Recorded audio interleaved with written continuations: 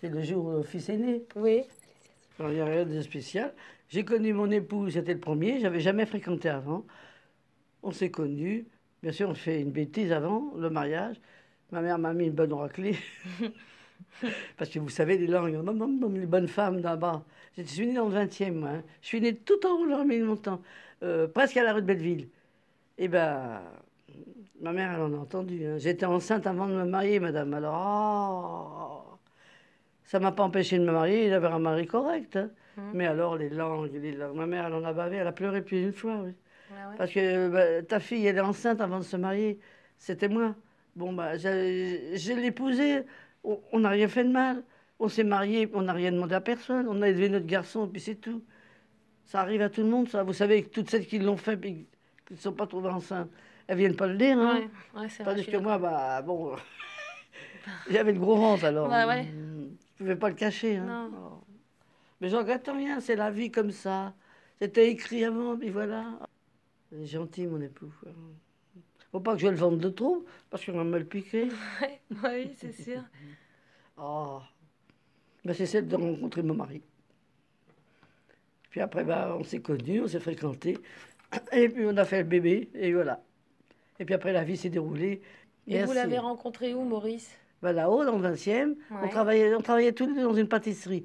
Son père était pâtissier. Mon père était un vrai pâtissier, un bon pâtissier. Et moi, je travaillais aussi comme à l'emballage. Hein. Et on s'est connus là, Maurice. Lui, il faisait la fabrication, attention, hein, mon époux. Et puis on s'est connus, on s'est fréquentés, on a fait un bébé, et voilà.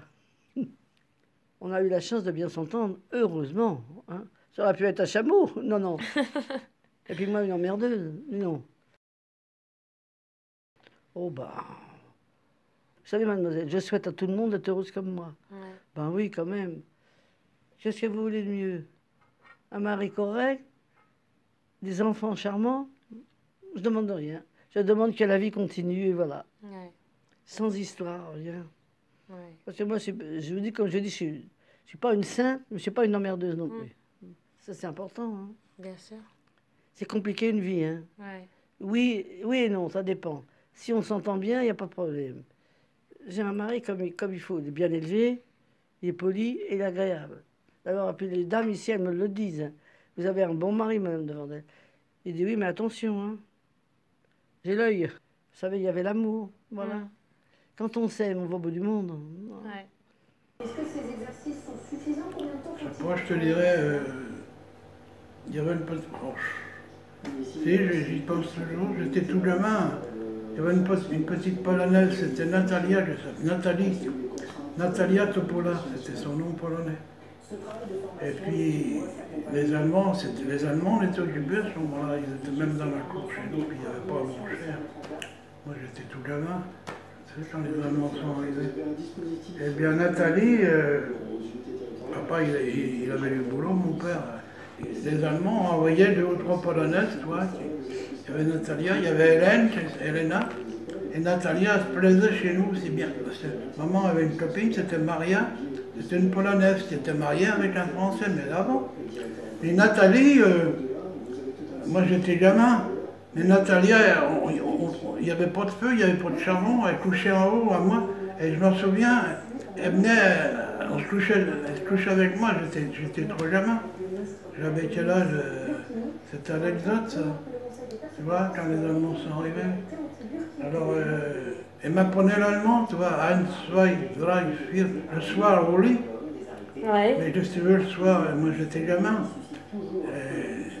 Elle me disait, dis je t'aime, elle me disait ça en français, mais c'était pas possible, elle avait 25 ans, et puis moi j'étais un gamin, quoi, j'avais quel âge? C'était en 40. Attends, c'est en 40 les Allemands, t'as appris ça avec eux. Bah ouais, j'ai appris ça. Non mais c'est comme ça. bizarre la vie, toi. Et je m'en Et souviens. vous êtes de quelle année, vous Et êtes les Allemands sont venus, et ils l'ont mis dans les SS, puis elle est morte sûrement. Elle était avec Elena, qui était dans une autre ferme plus loin. Elle a pleuré quand elle est, qu'est-ce que tu veux. Moi, elle m'a embrassé, mais elle m'a embrassé par sympathie, par amitié, c'est tout. Mais il y avait, qu'est-ce que tu veux, moi j'étais trop gamin. J'aurais eu 15 heures, enfin, je sais pas, tu vois bien, t'es jeune, t'as été jeune. Bah oui. Non, ben, j'aurais pu. Mais elle a pleuré, on s'est quittés, elle m'a embrassé, tu vois.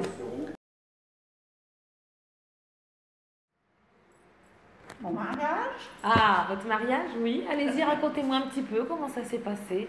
Eh bien, on s'est connus au bal, Ouais, on dansait toujours ensemble. ouais. Roger venait toujours me chercher, il dansait à la perfection. On a fini par se connaître. Et puis, Voilà. Vous êtes marié à quel âge? je me suis mariée en 48, 22 ans. Vous aviez 22 ans? J'avais une petite robe très simple. Je me souviens, il y avait des petites roses dessus. Ouais. Et une robe d'hiver quand même. Oh là là! Vous Non, avez pas une mais j'avais émotion? mon frère qui était chef des pompiers Oui. et il faisait beaucoup. Il était calé d'ailleurs. Il aurait dû être instituteur, je vous l'ai déjà dit. Il n'a pas voulu. Il a dit qu'il voulait travailler pour élever sa petite sœur. Ma mère a élevé sa petite sœur parce que mon père est rentré de la guerre de 14 malade, des gaz. Alors maman est restée toute seule au café. D'accord. Alors il a répondu non, je veux travailler. L'instituteur disait Roger, il faut que tu sois instituteur. Tu es capable, tu es capable. Il a répondu non.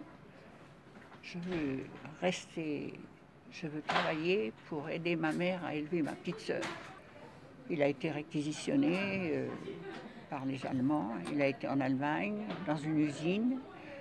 Et puis, il a été mis dans une cuve, je sais pas quoi. Il est mort. La cuve a sauté, je sais pas quoi. Bah ouais, c'est sûr, c'est pas un Vous bon le connaissez souvenir, bien, Gaston. T'es gentil. Quand on a reçu le coup de téléphone à la mairie, M. Lerlon ne pouvait toujours pas, il avait toujours une douleur au bras, alors c'est moi qui lui ai attrapé le téléphone et puis je lui donnais. Alors quand on a reçu là pour Gaston qui était mort, ah j'ai dit, je le connaissais tellement Gaston. Ah, j'ai dit, M. Lerlon, prenez l'appareil, je peux pas écouter ça. Bon, donnez-moi ça, Marguerite. Ça, je me rappelle, vous savez. ça. Ouais. Je me souviens.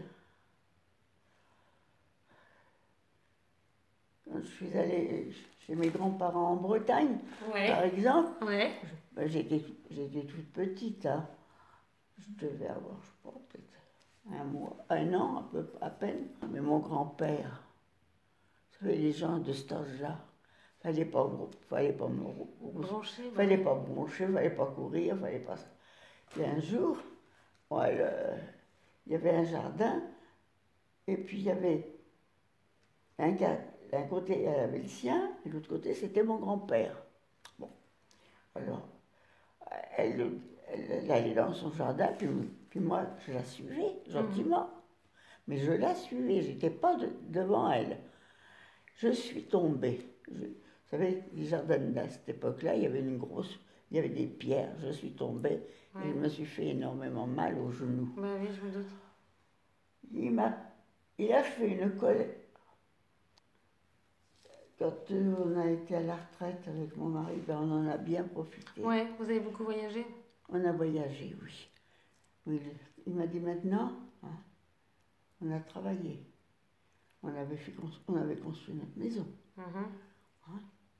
Et puis, bon, alors vous voyez qu'on allait travailler tous les jours par le train. On prenait le train le matin de bonne heure, puis on revenait le soir. Alors, on partait ensemble, mais on ne revenait jamais ensemble. Ah oui, parce que moi, je revenais à un train avant lui. Ah oui, c'est comme ça. Parce qu'on n'avait pas tout ce qu'il y a de moderne maintenant. Hein.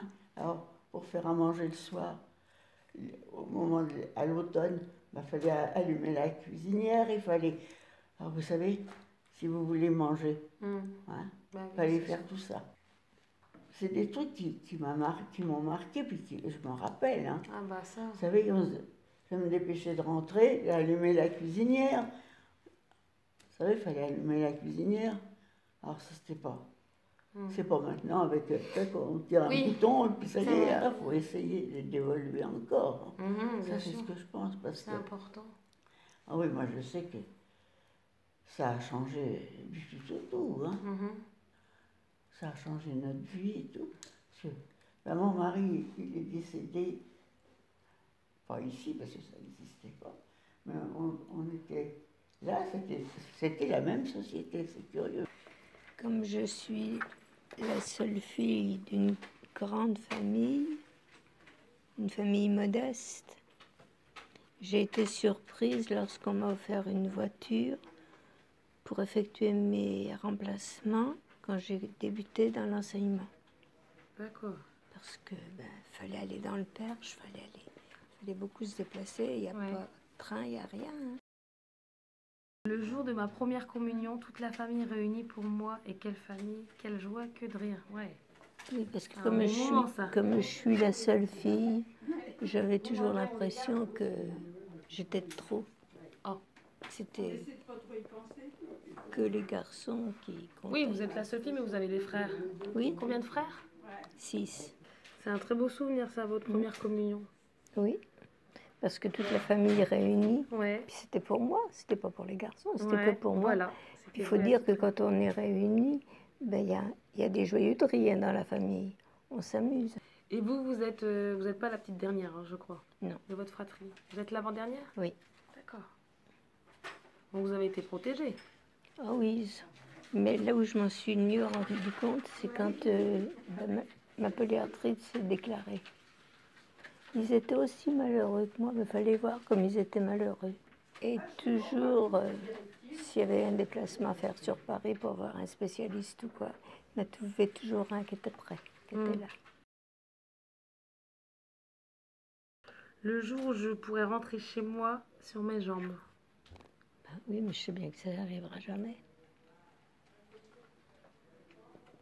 Mais c'est vrai que de revoir sa maison... Oui. Les Jeux Olympiques. J'avais tellement de monde à emmener. Bah oui, c'est ça. Pour réunir tout le monde. Parce que Quelle discipline? les filles de l'hôpital, elles m'avaient dit si vous y allez, je viens. Ouais. Puis on s'amuse le soir, on fait la fête. Ah, on va un apéro, on fait la fête. Quelle discipline? Ah ben, c'était la course au La départ. course. Mais maintenant, comme je vais faire marcher mon bras, j'ai décidé de faire de l'aviron. L'aviron, bah dis donc. Ben oui, quand je les voyais, Ouais, ils les font travailler leurs bras, Ouais. puis ils marchent ensemble. ouais, ouais. Donc Très peut-être bien. que si je faisais de l'aviron, mon bras il marcherait.